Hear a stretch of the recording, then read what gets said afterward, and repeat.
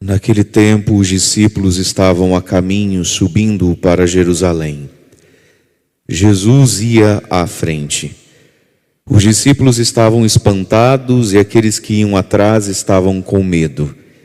Jesus chamou de novo os 12 à parte e começou a dizer-lhes o que estava para acontecer com ele.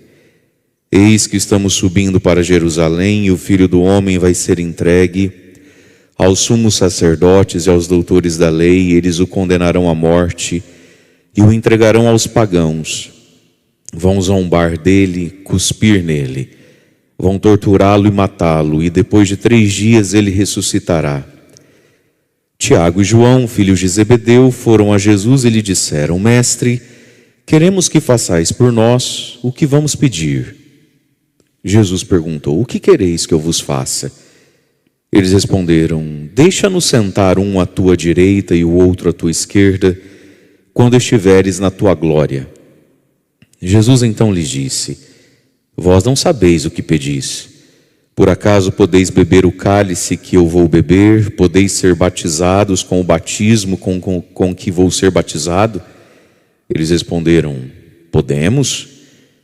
Jesus disse: Vós bebereis o cálice que eu devo beber, e sereis batizados com o batismo com que devo ser batizado.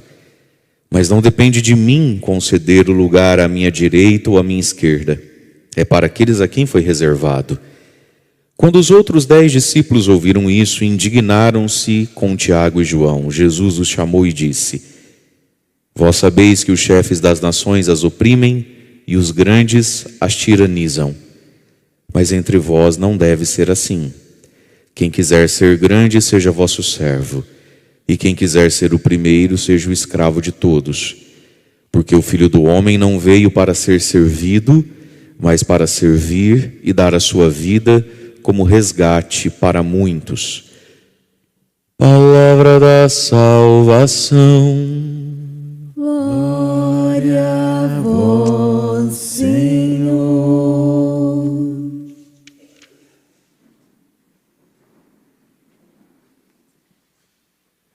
Irmãos e irmãs, o Evangelho de hoje é um festival, de absurdo, de um profundo desencontro que aconteceu entre Jesus e Tiago e João, 2 irmãos que seguiam Jesus e que eram surdos, no mínimo.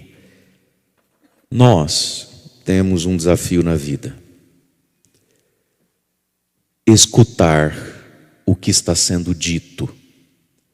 Isso é um desafio para o ser humano.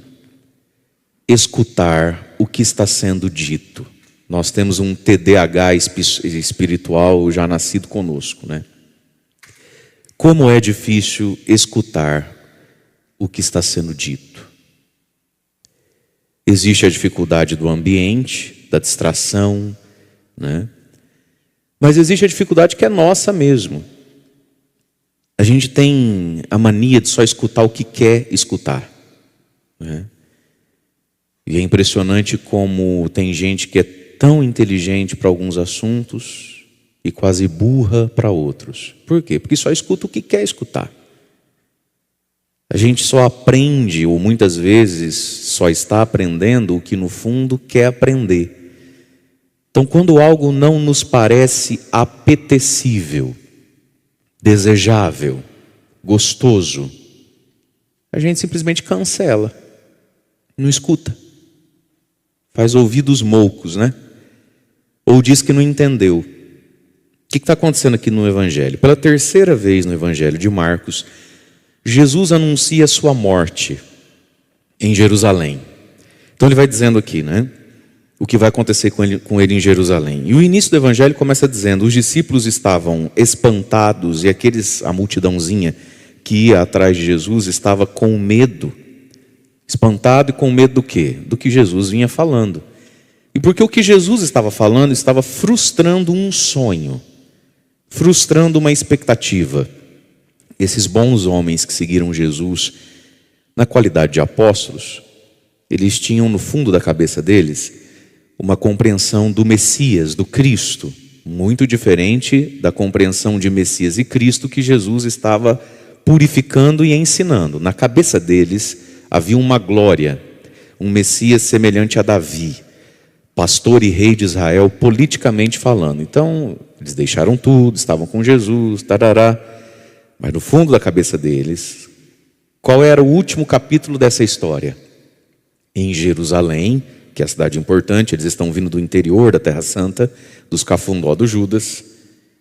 Quando chegar lá, no fim, a gente não entende, não sabe direito como vai ser, mas Jesus vai tomar Jerusalém para si. Vai substituir Pilatos e Herodes. E aí aqueles que são próximos e íntimos de Jesus, um vai ser primeiro-ministro, outro vai ser isso, outro vai ser aquilo.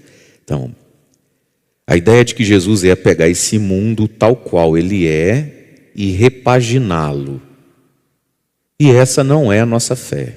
Jesus não vai repaginar esse mundo. Nós esperamos por um novo céu, uma nova terra. Mas isso estava na cabeça dos discípulos, como de muitos judeus até hoje, né? E aí, veja só, Jesus está frustrando isso. Quando eu chegar em Jerusalém, os sumos sacerdotes, os doutores da lei, não vão me acolher nem me aclamar como rei, mas vão me entregar à morte na mão dos pagãos, dos romanos. E aí eu vou ser zombado, cuspido, torturado, assassinado. Depois de 3 dias vou ressuscitar.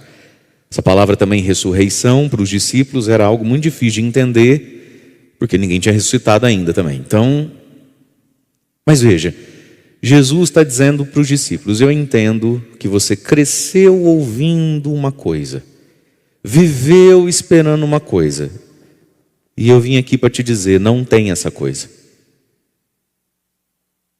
Não é real o que você espera. Não vai acontecer.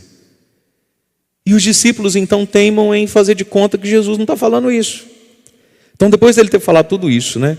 Falado de tudo o que ia acontecer com ele, Tiago e João, filhos de Zebedeu, foram a Jesus para fazer uma prece. Aqui em Marcos diz que foi só os dois, lá em Mateus diz que foi a mãe junto, para terminar de estragar os filhos, né? Muito bem. Mestre, queremos que faça o que a gente vai pedir. Jesus tinha acabado de falar o que ia acontecer com ele. O que vocês querem pedir? Que estranho, nem clima para pedir tem.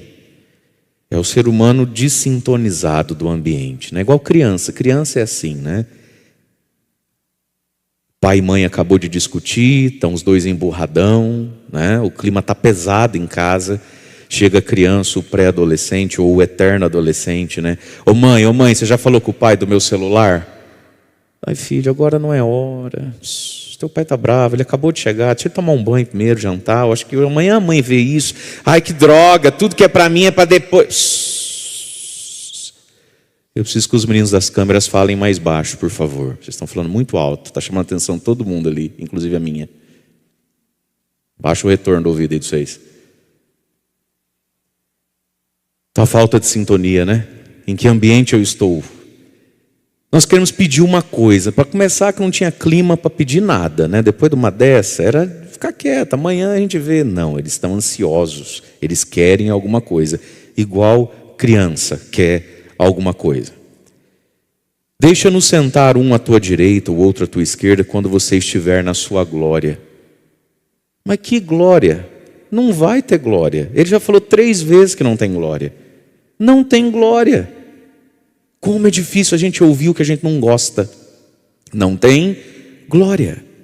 Que pedido mais ingênuo, bobo, descabido, não só ambicioso e tudo mais, mas disparatado. O cara acabou de falar que ele vai morrer. O que você quer a glória? Não tem glória, não tem o que você está pedindo, não tem o que você sonhou uma vida inteira, não tem. Meus irmãos, como é difícil para muitas pessoas entender que a fé é um poder tão poderoso, capaz de nos fazer aceitar. A fé é um poder tão poderoso que tem o poder de fazer o quê? Nos fazer aceitar. A gente às vezes é acostumado a pensar a fé como um poder só ativo, move montanha, não é isso? Conquista, alcança, muda, transforma, milagre. A fé faz essas coisas. Mas a fé talvez faça um milagre que talvez seja o maior dos milagres. Qual é o maior dos milagres? Aceitar. Aceitar. Muitas pessoas estão se perdendo pelo milagre que alcançaram. Elas se perdem pelo milagre que elas não alcançaram. Ela não aceita que não alcançou. Ela não aceita que para ela não vai ter. Ela não aceita que ela é da família toda, a filha divorciada, para você casamento não funcionou. Não aceita que dos primos, dos netinhos todos, justamente o seu é o que dá trabalho, é o que não passou na federal. A pessoa não aceita. Aí pergunta assim, padre, será que eu não tenho fé? Vamos ver se você tem ou não tem fé. Quanto está te doendo, quanto está te amargando, quanto está te deixando doido. Então está faltando fé. Mas não é fé para fazer o mundo ser do jeito que você quer. É fé para aceitar o plano de Deus como ele é. Não tem glória, campeão. De onde é que você tirou essa conversa? E eu já falei 3 vezes que não tem glória. Não tem. Então talvez, meus queridos, o maior poder da fé seja aceitar. Lidar com a frustração. Não alcancei, pedi, não recebi, não funcionou para mim, casei errado, meus filhos não são uns príncipezinhos, são endemoniados as crianças, puxaram para o pai, puxaram para a mãe, está difícil para mim, devia ter feito tal curso, bem que me falaram, fui fazer o outro, não dá dinheiro. Aceita a vida como caminho de redenção, não é aceitar no sentido de que eu não vou buscar nada, é aceitar a vida como caminho de redenção, aceitar a cruz. E aí Jesus pergunta, vocês, diz primeiro, antes de perguntar, vós não sabeis o que pedis, ou seja, vocês estão rezando errado. E aqui está, meus irmãos, a gente reza errado. Tem muita gente que está diante de Jesus, no Santíssimo Sacramento, está diante de Jesus no sacrário, está diante do glorioso São José, está diante de uma imagem de Nossa Senhora, e está rezando errado. Porque o que reza? Reza o que está escutando dentro da cabeça. Tem gente que só escuta a própria cabeça. Tem gente que não está aqui agora. A gente vive essa experiência na vida, né? Você está falando e você para. Você está me ouvindo? Você está ouvindo o que eu estou falando? Tô. Não está. A pessoa está ouvindo a cabeça dela. Daqui de cima a gente vê tudo, né? A pessoa não está ouvindo. Ela está assim, ó. Ela está ouvindo a cabeça dela.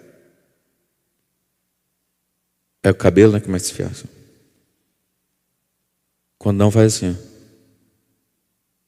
Por que ele não quis ficar comigo, ficou com ela? Todo mundo tem um marido bom, só o meu não vem na missa. E ela fica a missa inteira conversando com a cabeça dela. Vocês não sabem o que vocês estão pedindo. E por que é que estão pedindo errado? Porque não escutam o que Jesus fala. O que eles escutam?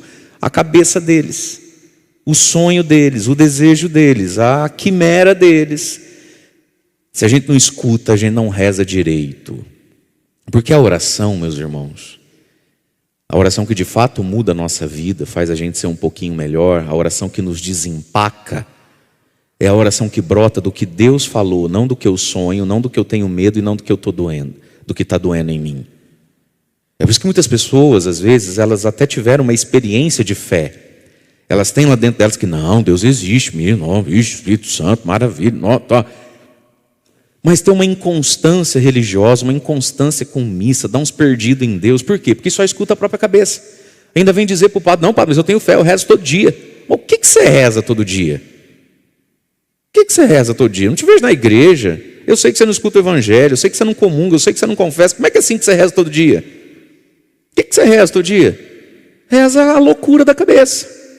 Emprego, concurso, mulher, marido, carro, Bolsonaro, luz. Tá aqui, ó.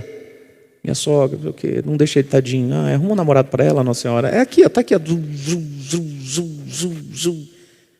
E se Jesus pudesse aparecer na frente da pessoa e dizer assim, mas nem pedir, você sabe, hein? Não sabe nada na vida. Nem rezar. Porque reza a partir da própria cabeça. Então Jesus está falando um assunto.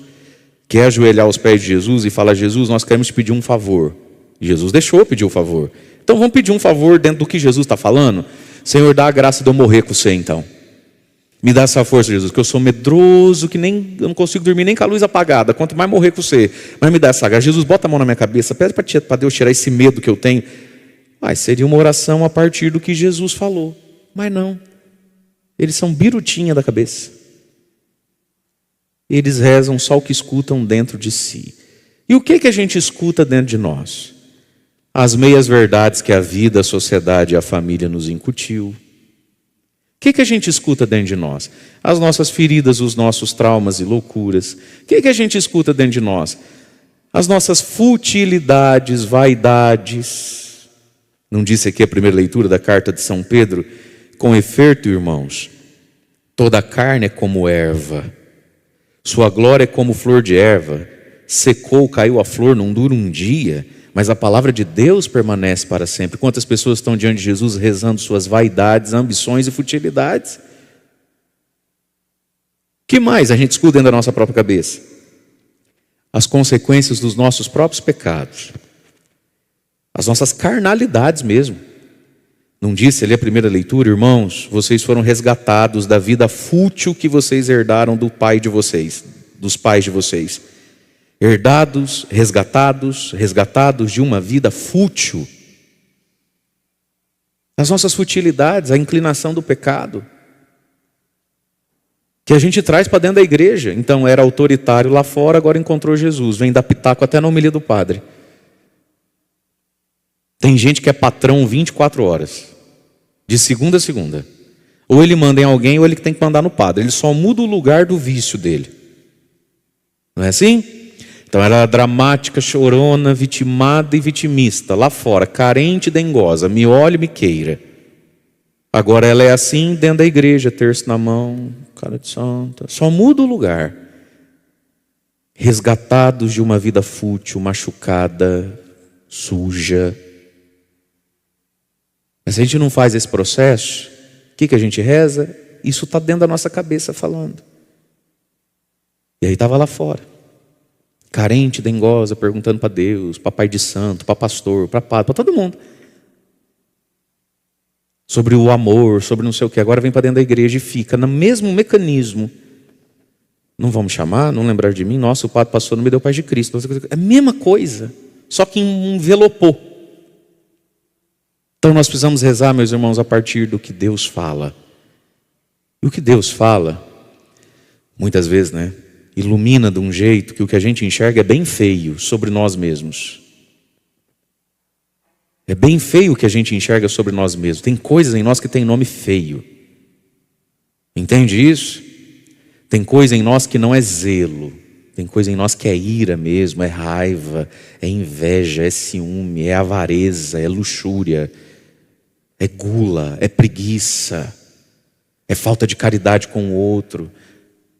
E Deus vai iluminando essas coisas, e nós agora é preciso ouvir para essas coisas se tornarem oração, súplica. Senão a gente fica rezando as maluquices da nossa cabecinha, que foi o que aconteceu com esses dois. Nem pedir, vocês sabem. Aí Jesus coloca algo para os dois agora. Por acaso vocês podem beber o cálice que eu vou beber? O cálice da cruz. Por acaso vocês podem ser batizados com o batismo com que eu vou ser batizado? O batismo de sangue, no próprio sangue da cruz? E os dois ingênuos: podemos. Ah, tá, podemos. Vai estar todo mundo no pé, né? Na hora que Jesus for para a cruz, não sobra um ali. Podemos. E Jesus diz: vós bebereis um dia desse cálice que eu devo beber e sereis batizados nele. Muito lá na frente, eles vão se converter, vão se aprofundar depois do Pentecostes e vão, todos eles, inclusive os dois, morrer mártir, dar a vida por Jesus. Mas aí Jesus coloca algo para eles, versículo 40. Mas não depende de mim. Nem eu estou sabendo quem vai sentar à minha direita ou à minha esquerda. É para quem Deus reservou. Olha que coisa, meus irmãos. Tem coisas que estão reservadas a Deus. E aí a gente fica enchendo a paciência dos outros. Eu queria saber por quê. Padre, me diz uma coisa. Se o senhor puder me responder. Por que? Aí eu não sei, eu não sou Deus. Morre e pergunta para ele. Detalhe, dia que você morrer, se entrar no céu, que tem que entrar no céu, não basta morrer, tem que morrer e entrar no céu. Tem gente que morre, não sobe, desce. Se entrar no céu, você tem certeza mesmo que essas perguntas que você morre de vontade de fazer para Deus, você vai fazer mesmo? Pensa, você vai entrar no céu. A glória de Deus. Você vai mesmo querer marcar um horário com Deus para perguntar por que a tua sogra não gostava de você? Você vai mesmo querer saber por que Deus levou teu pai tão cedo quando você era pequeno? Gente, no céu não vai dar nem tempo, nem porquê. Tem perguntas que não nos competem. Olha o que Jesus está dizendo enquanto Deus humanado na condição de homem. Tem mistérios que são do Pai do céu. Eu não sei quem vai sentar à minha direita e à minha esquerda. Não faço ideia. Por que você quer saber o que nem Jesus sabe? Tem algo de diabólico em querer saber tudo. É por isso, não só por isso, mas é por isso que a adivinhação é pecado. Esse negócio de ficar lendo mão, adivinhar futuro. Esse controle, eu preciso saber o que vai acontecer amanhã. O que vai acontecer com os meus filhos quando ele crescer? Lê aí para mim. Isso é idolatria, isso é pecado, isso é falta de fé. Isso é apego da existência. Para que você tem que saber tudo? Então tem coisa que nem Jesus sabe. Quem vai sentar à direita, quem vai sentar à esquerda. E tem coisa que não deveria ser nem da nossa curiosidade, né? Tiago, João, e por que não vocês não sentarem à minha direita ou à minha esquerda? Por quê? Você se sente melhor que o Pedro, que o André? Por que não você? Essa pergunta ela é toda errada, né? Quando os outros 10 discípulos ouviram isso, diz o Evangelho, ficaram indignados contra Tiago e João, se sentiram traídos, né? Ou ficaram chateados, poxa, já que você foi pedir um carguinho lá, podia ter chamado nós para ir também, né? Só vocês dois, nós também quer. Não sei o que foi. Ficaram indignados com Tiago e João. E aí Jesus diz, vocês sabem que o Tiago e João fizeram é normal, né? No mundo é assim. Manda quem pode, obedece quem tem juízo, trai o outro pelas costas, faz conversinha paralela, derruba, pega, rouba. É assim o mundo velho sem porteira. Mas entre vós não deve ser assim. Portanto, meus irmãos, o Evangelho, né, Jesus, a nossa vida, ele é uma outra lógica, ele é um outro jeito de pensar. Ele é um outro jeito de reagir à vida. Ele é um outro jeito de ambicionar a vida. Mas se nós não ouvimos e ficamos rezando só os barulhos da nossa cabeça, o que acontece entre nós? Entre nós é igual a Zinha no mundo. A Tati, a Pati, a Nath, a Rafa também vai, mãe. É assim o mundo. Tá, mas entre vós não é assim. Ah, mas hoje em dia, tá bom, hoje em dia, ontem em dia, cada um faz o que quer da vida. Entre vós, os discípulos meus, não é assim. Nós vibramos em outra frequência. Nós captamos outra coisa da existência, da vida, do dever, do certo, do errado. Nós somos diferentes. E Jesus, meus irmãos, não precisa ser submetido à vontade da maioria. Não é se a maioria aceitou, não aceitou, pensou, não pensou. Azar ou sorte da maioria, da minoria, não importa. Minha questão é com Cristo. Entre vós não deve ser assim. Quem quiser ser o primeiro, seja o escravo de todos. E quem quiser ser grande, seja o vosso servo. Veja, Jesus não falou para você não querer ser grande. Jesus te ensinou como é que se é grande. Quer ser grande? Seja o servo. Jesus não falou para você não querer ser o primeiro. Ele ensinou o caminho para ser o primeiro. Seja o servo de todos. E veja, meus irmãos, nós precisamos ser grandes. Que nosso Deus não é pequeno. Nós precisamos ser grandes, nós precisamos ser o primeiro. Isso é a utilidade da vida. É muito triste, é muito doído quando alguém olha para a existência, para si, para os outros e fala, mas que diferença eu faço?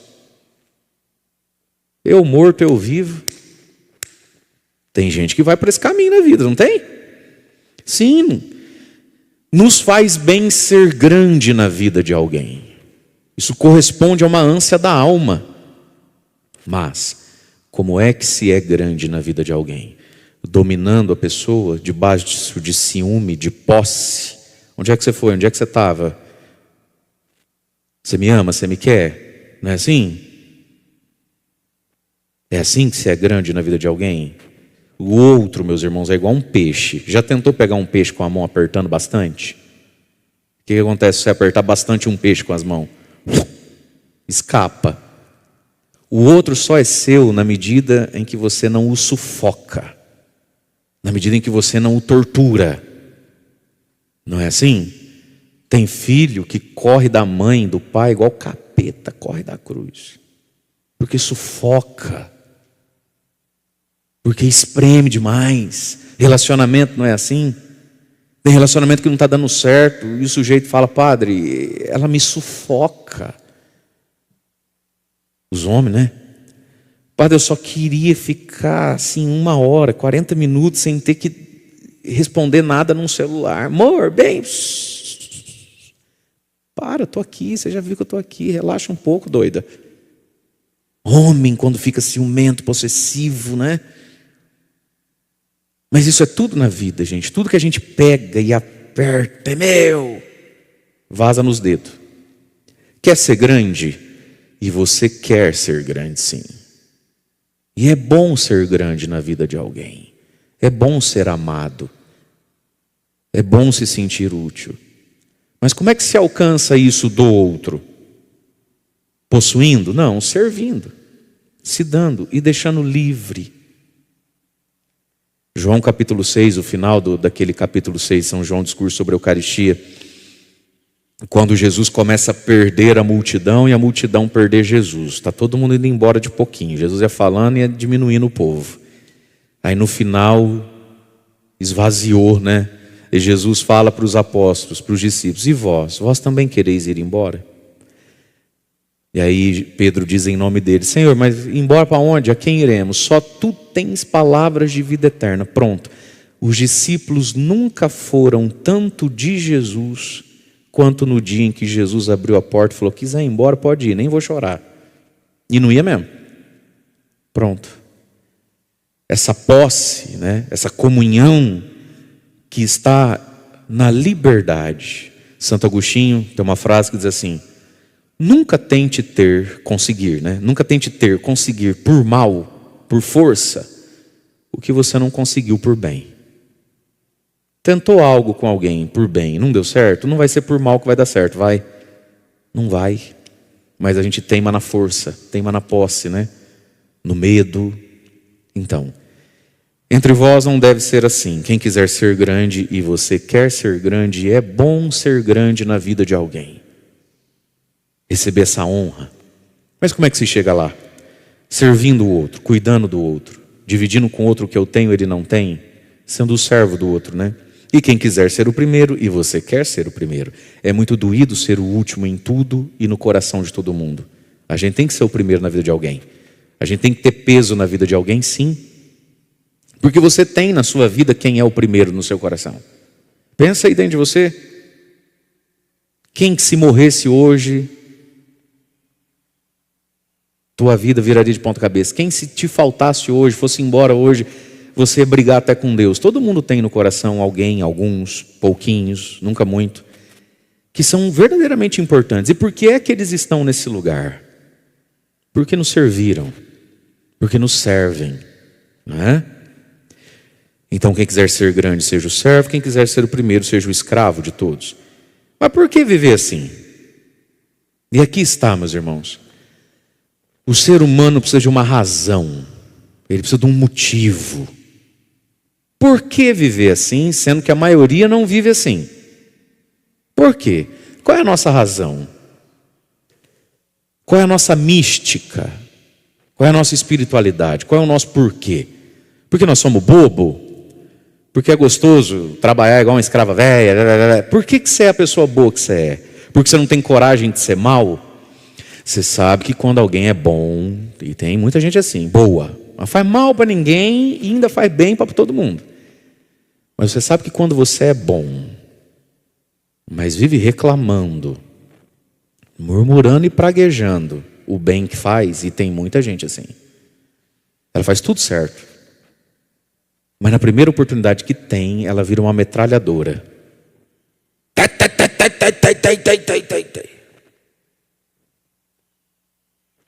Então você está fazendo o bem porque tem medo de fazer o mal?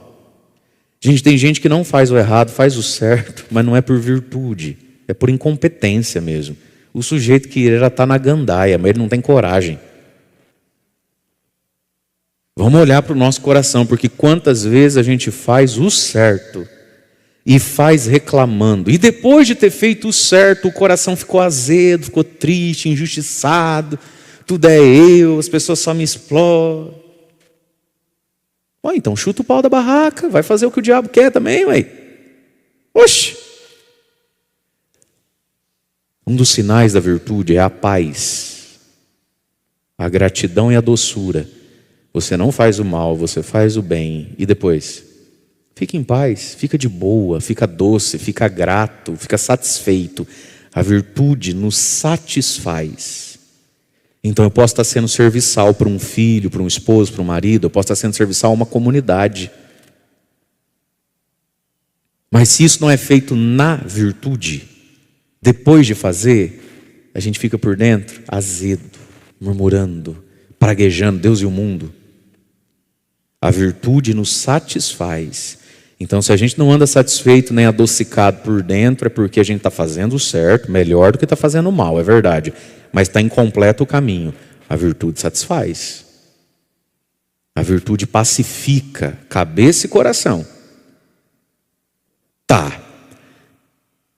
Mas por que é que eu vou chamar de virtuoso, belo, nobre e verdadeiro o que tenho vivido?